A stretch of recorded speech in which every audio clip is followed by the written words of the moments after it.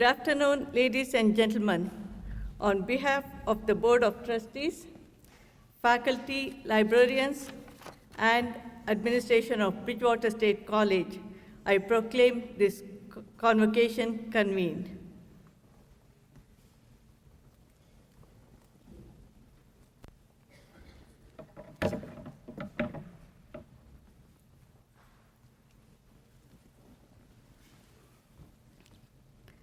Please be seated.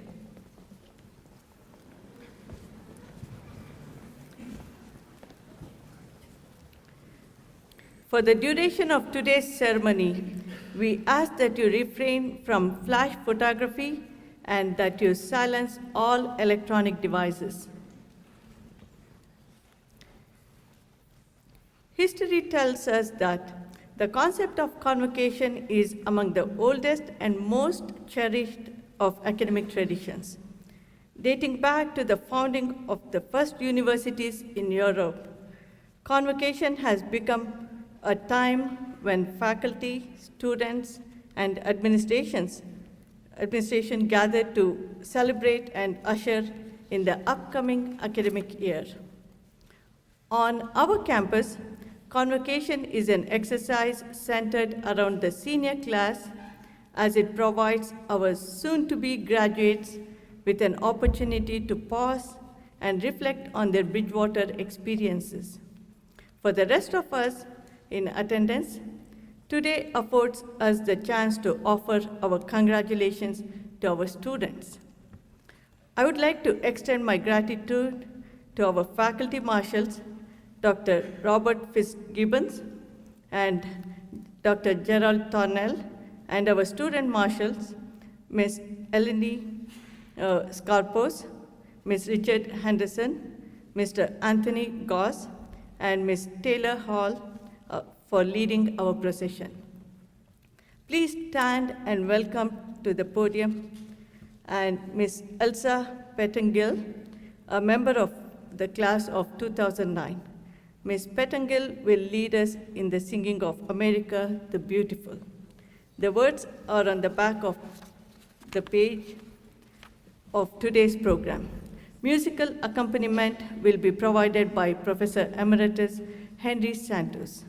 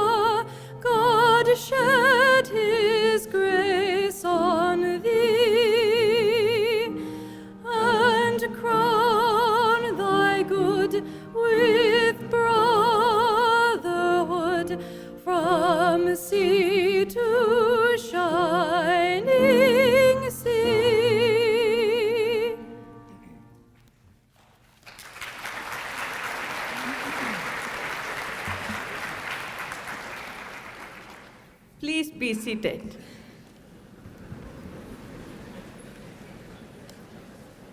Thank you, Ms. Pettengill, and thank you, Professor Santos. At this time, it is my distinct pleasure to introduce the President of the College, Dr. Dana Mola-Faria.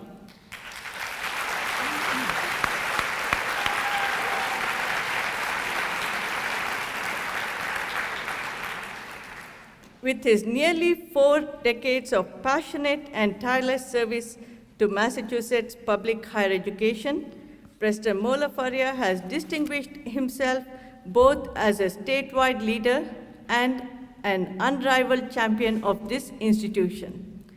From the humblest of beginnings, he has risen to lead the flagship of the state college system, to advise our governor on education policy, and to serve as a member of the Massachusetts Board of Elementary and Secondary Education. All the while, his focus has remained squarely on transforming the lives of our students. His life serves as a daily reminder that through hard work, dedication to others, and a commitment to excellence, extraordinary things become possible. Ladies and gentlemen, please join me in welcoming our President, Dr. Dana Mola-Faria.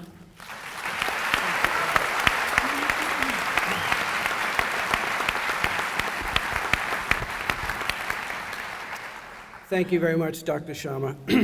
It's my great pleasure to welcome all of you to this senior convocation. Before we go any further, I would like to introduce the members of the platform party who are joining us today for this senior convocation ceremony. Please stand as I call your name and remain standing.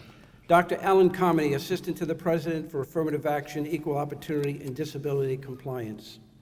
Ms. Molly Fannin Williams, Vice President, Institutional Advancement and Executive Director of the Foundation. Dr. Edward Minnick, Vice President for External Affairs. Dr. David Ostroth, Vice President for Student Affairs. Mr. Patrick Cronin, Chief Information Officer. Ms. Kerry Powers, Assistant Vice President for Human Resources. Mr. Miguel Gomes, Vice President of Administration and Finance. Dr. Anna Bradfield, Dean of the School of Education and Allied Studies. Dr. Catherine Morgan, Dean of the School of Business. Dr. Rita Miller, Acting Dean of the School of Arts and Sciences. Dr. William Smith, Dean of the School of Graduate Studies. Professor Jean Stonehouse, member of the History Faculty and President of the Massachusetts State College Association, Bridgewater Chapter. Mr. Jay Reynard, representing the American Federation of State, County, and Municipal Employees. Mr. James Muniz, President of the Association of Professional Administrators, Bridgewater Chapter. In the front row, Mr. Eugene Durgan, Chairman of the Bridgewater State College Foundation. Mr. Dane Bedwood, member of the Board of Trustees. Dr. Howard London, Provost and Vice President for Academic Affairs. Dr. Simone Caron, member of the class of 1983 and today's keynote speaker. Dr. Uma Sharma, Professor of Math and Computer Science and College Marshall. Mr. Louis Ricciardi, member of the class of 1981 and Chairman of the Board of Trustees. Ms. Kara Crossan, member of the class of 2010, Student Trustee and today's student speaker. Ms. Elsa Pettengill, member of the class of 2009 and today's student singer. And Father Joseph Reiki, pastor of St. Thomas Aquinas. I'd also like to recognize special guests of the college who are seated in the audience. Dr. George Weygandt, Emeritus Professor of Chemistry, and Mr. C. Bernard Fulp, Chairman and CEO of GoBiz Solutions and member of the Massachusetts Board of Higher Education. Please join me in welcoming the platform party and our special guests.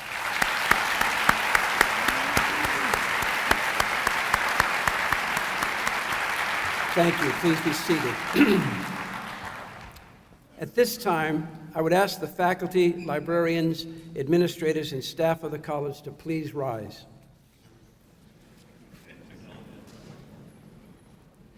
I ask our students to take note of this extraordinary group of people. They have prepared you and guided you. They have been your mentors and friends, your confidants and your biggest fans. They are the heart and soul of this institution, and they are the partners in the exchange of knowledge, ideas, and experiences that define a Bridgewater education. Between now and commencement, I ask that you take a few moments to thank them privately for everything they have meant to you and your future. And today, I hope you'll join me in a very public display of our gratitude.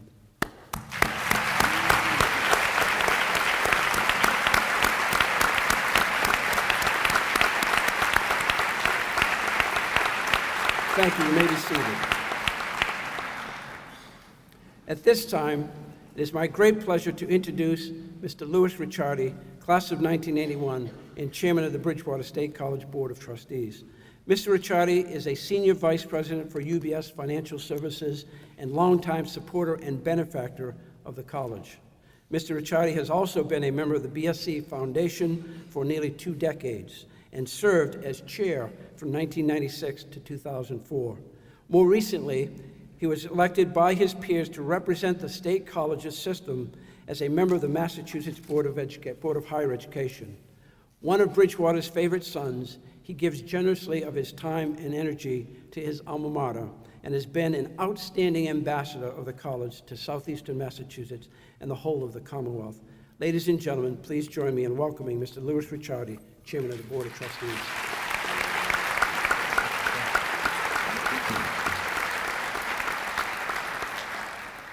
Thank you, Dr. Molifaria. And picking up on something that Dana just shared with you, I would like to thank the faculty for all that you've meant to me and to my future, personally, and all those that have retired before you. It's been an honor to study here and to come back and serve the college because of my great experiences. My fellow trustees, Crossan and Bedward, President Molifaria, Convocation Speaker Dr. Simone Karen, faculty, including many members of the 30 new faculty and librarians that are with us for the first time this year, staff and students, especially the class of 2010. It's my distinct privilege to welcome you to Bridgewater State College's Fall Convocation on behalf of your college's Board of Trustees. As Bridgewater State College begins its 170th academic year, use the gift of this year to embrace all the amazing learning opportunities that are available to you in and out of the classroom here. Our region depends on you to deliver, on the great promise of public higher education. And today, as we gather together in one of our great traditions, Convocation, may we recognize all those opportunities afforded us and renew our colleges and our personal commitments to excellence. As we begin this semester, let's raise our expectations of ourselves, our colleagues, our friends, our college, and our trustees. Actively seek role models and mentors who will challenge your imagination, help you dream big dreams, and focus a strategy for achieving them. Seek inspiration, and you will find it, whether from successful alumni like Dr. Karen, who has the courage and determination to realize her career dreams, or from your classmates and professors who thrive on being inspired by you. Frequently, we are given the chance to do a little better than we need to care just a bit more than perhaps we're expected to listen more closely than we would like to, and to give of ourselves more than we have to. And in those moments that help us raise our expectations of ourselves, we contribute to the atmosphere that has made and continues to make Bridgewater State College such an inspirational place to be. Now that the fall semester is well underway, and you've figured out how to make it from Moakley to Harrington in less than 15 minutes, certainly a challenge with the demands of checking text messages and stopping at Starbucks along the way, the Board of Trustees hopes each of you gets to experience all that Bridgewater State College has to offer this year. The tremendous energy you feel when you walk the grounds of this great campus of ours and the halls of the buildings is a direct result of the inspired leadership of our administration, particularly President Molifaria, your faculty, staff, and all your fellow students who continue to raise the expectations of themselves. Again, on behalf of your Board of Trustees, I wish you all a most rewarding year, good health, the clarity to use the gift of this academic year, and to realize William Butler Yeats' great observation that, quote, education is not simply the filling of a pail, but the lighting of a flame. Have a great year. Enjoy your senior year. Thank you.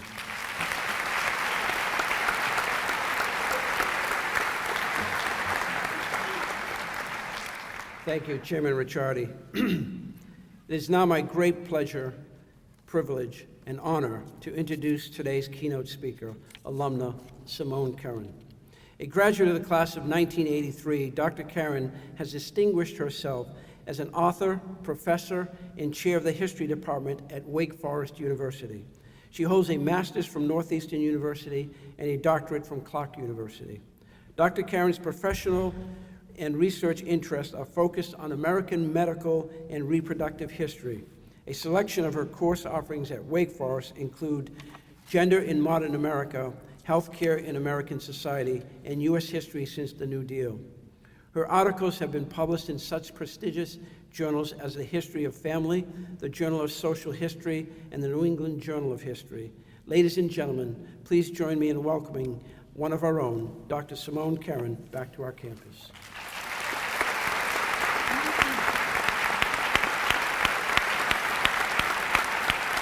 you.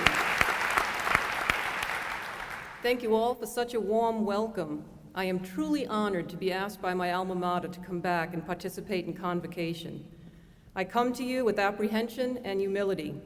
30 years ago exactly, I was a freshman here, wide-eyed and frightened, wondering if I was smart enough to keep up with everyone around me. Today I stand here wondering if I have anything worth saying. I would like to start by acknowledging what a wonderful place Bridgewater State is and was. After touring our beautiful campus today, I am amazed by the changes that have occurred without losing the basic feeling of a quaint New England liberal arts college. I am also pleased to hear that the basketball team made its first Sweet 16 appearance last spring. But Bridgewater is about much more than sports. The college is dedicated to excellence in academics and outreach programs as well. Dr. Rebecca Levitt, for example, was named Social Work Educator of the Year by the Massachusetts chapter of the National Association of Social Workers. Dr. Edward Brush in Chemical Sciences is working to protect our environment through pursuing green chemistry and programs of sustainability. Students here have spent their winter breaks building homes in Long Beach, Mississippi in the wake of Hurricane Katrina, in Belize tutoring students, and in Honduras building medical clinics. Closer to home, Dr. Michelle Wakin and her students are working with the homeless in Brockton. And the college has a new program called Friends and Mentors for Change, which works with Brockton High School students. Such programs hold great promise for expanding opportunities and alleviating poverty. No wonder, then, that President Moliafaria has had offers to go elsewhere, but has chosen to stay at Bridgewater because, as he stated, quote, "My heart is here," end quote. I was told that the audience today would be primarily seniors. When I was in your position, I desperately wanted to go to graduate school. My parents did not think this path was wise. They believed it would take too long, it would put me too far in debt, and it really wasn't for people like us from the working class. While my parents were proud after the fact that I became a history professor, the professors here at Bridgewater State College were the ones who supported my decision to pursue graduate studies. Dr. David Culver was instrumental in building my self-esteem and convincing me that I could manage the intellectual rigor of a graduate program. His class trip to the Kennedy Archives was a life-altering experience for me. As my mentor, Dr. Culver encouraged me, wrote letters of recommendation, and helped me choose the right graduate program. He not only mentored me here at Bridgewater, but followed my progress through graduate school, and we continue to talk several times a year, especially on my birthday, which in all these years he has never forgotten. This kind of attention is what makes Bridgewater such a special place. In my first book, the first person I thanked in the acknowledgments was Dr. Culver, not only for his mentorship, but also for his dynamism in the classroom. All these years later, I still emulate his energy and enthusiasm for his topic and his concern for students both in and outside the classroom. In addition to Dr. Culver, Dr. Wolf's classes in the U.S. South and Dr. Spence's classes in historical methodology helped prepare me for graduate seminars. Dr. Turner's classes on U.S. foreign relations proved instrumental in one of my first teaching assignments at Worcester Polytechnic Institute, where they asked me to teach U.S. foreign policy. Dr. Krasanik from political science also wrote recommendations for me and was influential in numerous other ways. Not only did his classes in comparative politics and Latin American politics widen my horizon outside the U.S., but he also provided a clear example that we do not always need to keep work and family separate. I remember him taking his daughters to class, demonstrating that private and professional lives can mesh. I, in turn, have taken my children to class when the need arose, and students have told me they appreciate seeing a professional try to balance work and family. Without the help of these professors who believed in me, I would most likely be a manager at Star Market, where I worked throughout the last years of high school and all through college. While this job would have been fine, I would have always wondered if I had it in me to do more. My point is that Bridgewater opens the door for anything you want to do. You have to take the extra effort to seek out professors who can help you get where you want to be. If you haven't knocked on a professor's door to spend time with him or her, it's not too late. Your professors can help you decide your path following graduation. Our world is in need of the energy and devotion that your generation has. Lyndon Johnson once said in 1964, quote, "I believe it would be appropriate to say that yours is the volunteer generation. You seem ready and eager to take on the tasks which call for a real personal sacrifice. This country needs those virtues. We need your boundless energy," end quote. I believe this sentiment is as true today as it was 45 years ago. There are so many problems in our country and wider world that are not of your making, but unfortunately, you will be saddled with a legacy of both domestic and foreign policy decisions that will influence our society for decades to come. Internationally, we are embroiled in 2 wars, one in Iraq and one in Afghanistan. In neither war does the U.S. have a clear objective or exit strategy. The cost for these wars is a significant drain on our ability to address domestic issues. Our infrastructure is deteriorating. Some reports claim that up to 30% of our nation's bridges are unsafe, witnessed most dramatically in the collapse of the bridge in Minneapolis in 2007. Homelessness and hunger ravage far too many Americans. Our inner cities are crumbling, illiteracy is too prevalent, and infant mortality is too high for such a wealthy nation. Perhaps the largest issue in the national discourse today is health care. With the death of Senator Ted Kennedy, we have lost not only our most vocal advocate of rights for the indigent, minorities, and veterans, but also our most consistent proponent of health care for all Americans. President Obama is picking up the baton from Ted Kennedy as he attempts to pass comprehensive health insurance for all Americans. But some media outlets would have us believe that no one really discussed national health care prior to the Clinton administration in the 1990s. As a historian, I can tell you that such coverage is false. In the 1912 presidential election, Teddy Roosevelt, running on the Progressive Party platform, advocated a national health insurance program similar to those already enacted in most Western European nations. The American Medical Association denounced it as a socialist plot to destroy free enterprise and undermine individuals' work ethic. The same rhetoric was used when President Franklin Roosevelt's program for Social Security was raised in 1935. His initial plan included national medical insurance, but the AMA opposed it. Although more than 400 doctors rejected the AMA stance and more than 75% of the American public supported a government health insurance program, FDR believed he could not win against the power of the AMA.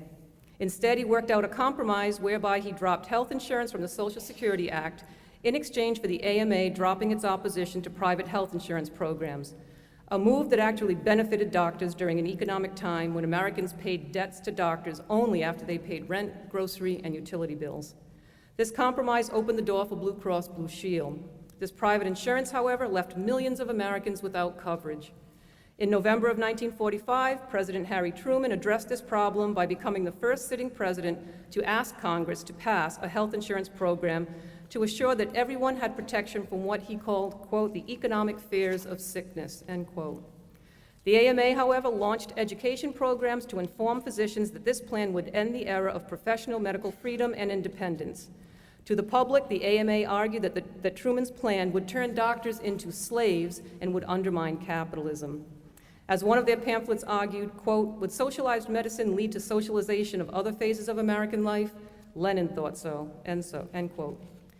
Defeated, Truman then proposed Medicare in 1952, and Congress debated it again in 1958, but to no avail. When President Kennedy and then President Johnson pushed for Medicare and Medicaid, the AMA, with Ronald Reagan as its mouthpiece, worked to kill both plans. As Reagan argued in an ad, quote, if you don't stop Medicare and I don't do it, one of these days you and I are going to spend our sunset years telling our children and our children's children what it once was like in America when men were free, end quote. George H. Bush described Medicare in 1964 as, quote, socialized medicine, end quote. For the first time, such red baiting was unsuccessful. Medicare and Medicaid provide medical care to those over 65 and those living in poverty. Yet today, there are about 50 million Americans without health insurance. Economists believe that if the economy does not improve, an additional 6 million Americans will lose their health insurance when they lose their jobs. Tying health care to employment is a problematic system that developed because of historical circumstances. With wage freezes in place during World War II and a shortage of workers, employers enticed workers to industries with promises of health insurance programs. This reliance on employment for health insurance is no longer applicable in our society. Many jobs no longer offer insurance, leaving families with both parents working full-time but with no health coverage. Will providing health care for these millions of Americans lead us down the road of socialism? Veterans' health care programs haven't, and neither have Medicaid and Medicare. Why would adding insurance to other Americans tip the scale? We need to understand that each president encountered resistance to programs that have now become mainstays of the American political system, so much so that some critics this summer have exclaimed, quote, keep the government's hands off my Medicare, end quote. 30 years ago, when I was a student at Bridgewater State College, I was one of the uninsured. Although I worked 36 hours a week to put myself through college, management kept me 1 hour below the 37 hours needed to qualify for health insurance. During 6 years of graduate school, I worked 2 part-time jobs simultaneously, but neither provided medical coverage. I went a decade without health insurance. I hope that no one in the audience is in a similar situation, but if so, we can only hope that a century of struggle will bring relief soon. Thank you for listening and for allowing me to help celebrate the beginning of a new year here at Bridgewater State College. Best of luck to all of you, and especially to my cousin Catherine Saucier, who is now a student here. Thank you.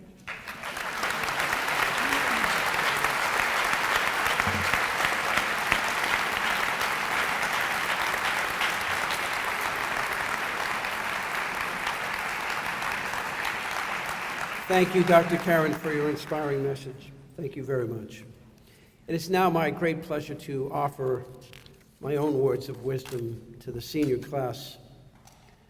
This is a time for you to begin your reflection.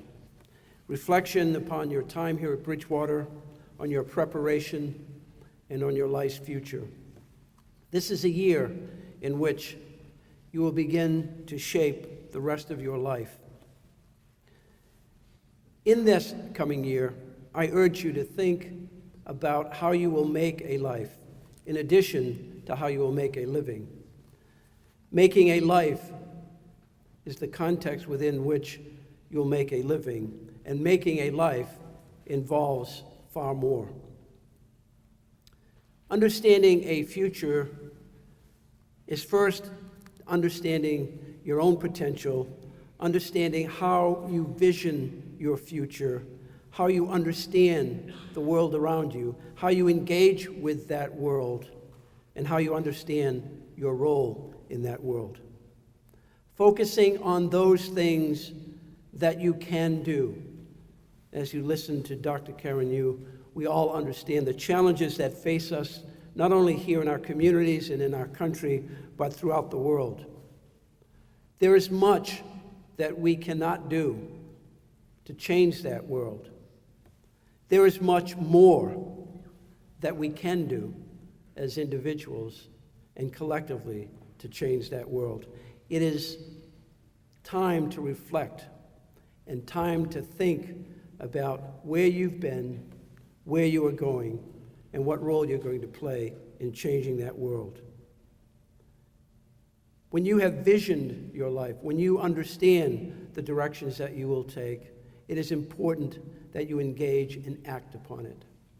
Understanding that your life is far more than just about yourself. It is far more than just about your families and your immediate responsibility. It is far more than the responsibilities that you will have for a job. Your life is part of the human fabric, and therefore you are responsible for each other. Your engagement will make the difference. Your engagement will change the world. Oftentimes we think of ourselves as individuals who are powerless. There is nothing further from the truth. The power to change the world, the power to change a life, rests with you. It is simply your focus and commitment to making that change, to being that change, to understanding that every little bit that you do matters and makes a difference. So as you begin this senior year, I ask you to reflect on where you have come, to think about what you have gained here at Bridgewater, how you have positioned yourself through all of your engagements at Bridgewater, and how, in fact, you are going to move forward with your life. 30 years from now, 20 years from now, 10 years from now, one of you will likely be here delivering the convocation speech, though that will be the result of a life's work, of a commitment to a life and a commitment to others. I wish you all the luck and all the good fortune. I wish you the joys of a happy life and a committed life and an engaged life. And I will endeavor to try as much as I can to to meet with as many of you as I can before you leave our campus at the end of this year. But if I don't get that opportunity to speak with you personally, understand that this campus, this faculty, this administration, this staff is here for you now and in the future. And we expect and we know that you will do great things in the world. Good luck to you and Godspeed.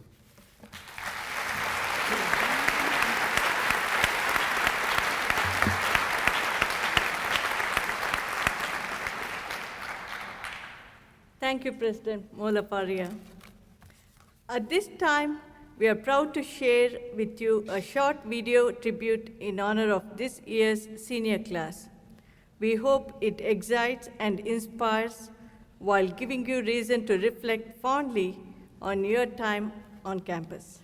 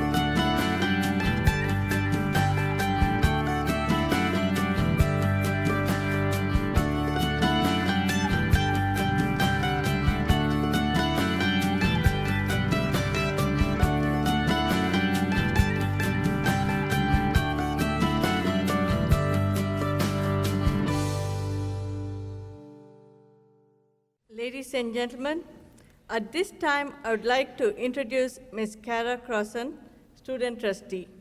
Ms. Crossan is completing her degree this year in English and is a resident of Shrewsbury.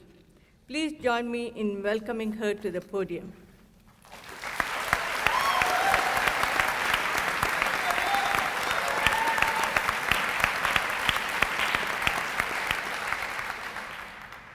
President Molifaria, Chairman Ricciardi, members of the Board of Trustees, faculty, staff, fellow members of the class of 2010. Welcome to the start of our senior year. We have all taken different paths to reach senior year, and our journeys have led us here to this crossroad. Our childhood games are behind us, and the grand game of life lies ahead. As we sit here together today, some anxious, some excited, for all that is to come this year, I would like to bring us back to those childhood games with a simple question: truth or dare? We have all played this game before. It is a game of strategy. Everyone plays, whether by choice or by pressure, and every game, every question, every challenge proposes something new, something we were first scared to admit, something we were proud of, or some task where we could prove ourselves. These issues are much like the ones life throws at us every day. Personally, I've always wanted to choose truth. The dares always seem too risky and terrifying. When you choose truth, questions are asked to which you must answer honestly, no exceptions. Say you chose truth this afternoon. It is now time to answer. Do not forget to be honest. Look back at your experience here at Bridgewater State College. Has it been everything you wanted it to be? Have you reached those goals you set when you began your undergraduate career? Have you changed since orientation? Did you take that class you always dreamed of, or been involved in a club or organization that always intrigued you? Did you voice your opinion to the comment, or participate in a class discussion? Have you tried that internship to see which career path is right for you? Have you taken advantage of all the opportunities presented to you here at Bridgewater? If you answer no to any of these questions, I have good news for you. Our time here is not over. You have a whole year to change your answers. That is a whole year to get involved, to get that A in your most challenging class, and to engage wholeheartedly in the Bridgewater community. Now to the daredevils, it is your turn. I dare you to make the most of your time here. I dare you to participate in an alternative spring break trip or donate your time on Earth Day. I dare you to submit your best paper to the undergraduate review or sit in the front row in your most dreaded class. Make a more personal connection with that professor that inspired you to look beyond the classroom.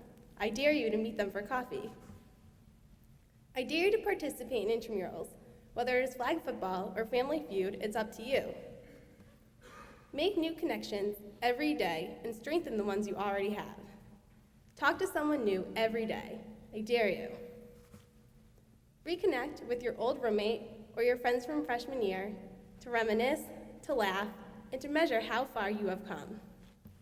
I dare you to enjoy every moment you have on this campus, whether it is in the classroom, the residence halls, or hanging out with friends right here in the campus center. Dares are the challenges that make us nervous, yet excited to go through with them. Treat each dare as if it is your only one and put in all your effort. Whether you like it or not, you are playing this game of truth or dare. And I hope you answer each question truthfully and approach each dare with the confidence you will succeed, just as you will approach the questions and challenges senior year and life after Bridgewater throws at you. We know that even if we are afraid of a question or a dare, there will always be another waiting to shape us into who we want to be. I know you will approach these dares confidently because of the education and experience Bridgewater State College has bestowed in us. I dare you to challenge one another and to be honest with yourself this year. I leave you with the truths and dares I asked this afternoon and hope that when we come together in the spring for commencement day, your no's have turned into a solid yes and your dares have been accomplished. Class of 2010, it's your turn. Truth or dare?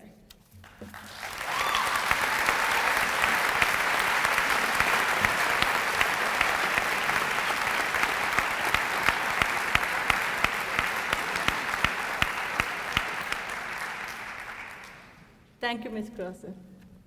I would like to ask Ms. Pettengill to come forward and lead us in singing the Bridgewater State College's alma mater. The words are on the last page of today's program. Will everyone please stand?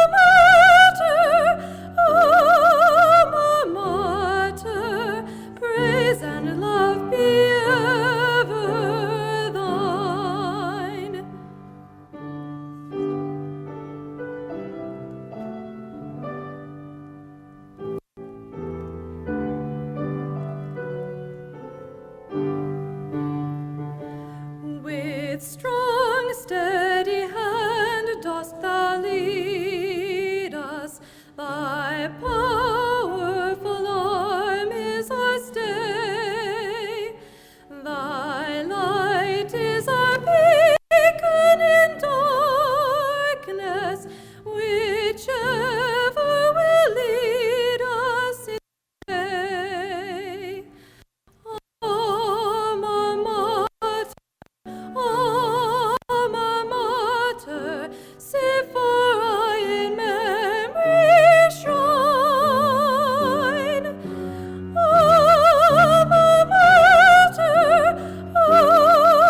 Alma mater, praise and love be ever thine.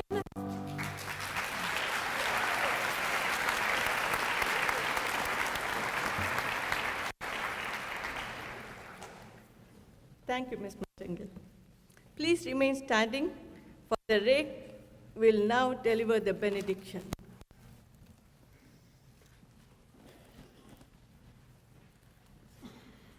Let us pray. Heavenly Father, we give you thanks and praise for the gift of this beautiful day. And we praise and thank you for the potential that is in this year that is before us. We give you thanks for the gifts and the talents you give to your daughters and sons. We thank you for the strength, the guidance, and the learning you have bestowed upon the professors and the staff here at Bridgewater State College. Bless always this institution of learning and those who come seeking knowledge. Bless those who come here to learn, and bless them when they go forth from our midst to new endeavors. Bless them again. Give them confidence and a burning desire to make a positive difference in the lives of those around them. May all of us be a blessing to our world, so much in need of integrity, courage, and compassion. May the joy and the peace of the Lord be with you this day and always. Amen.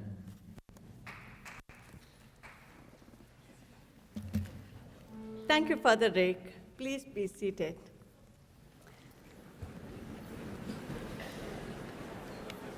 Ladies and gentlemen, this brings us to the conclusion of this year's senior convocation. On behalf of everyone at the college, I wish you the very best for a healthy and happy final year. Thank you for your attendance, and I hope to see you at the luncheon in the campus center cafeteria to immediately follow today's ceremony. We ask that you please remain in your seats until the recessional is complete.